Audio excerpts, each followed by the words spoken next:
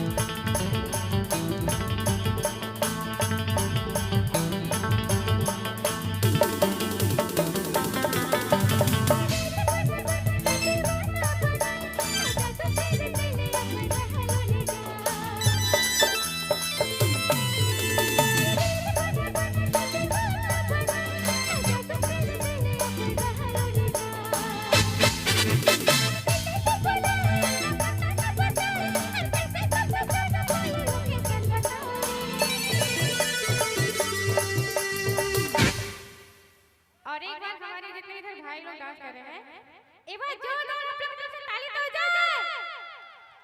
क्या बात है। और क्या कहेंगे?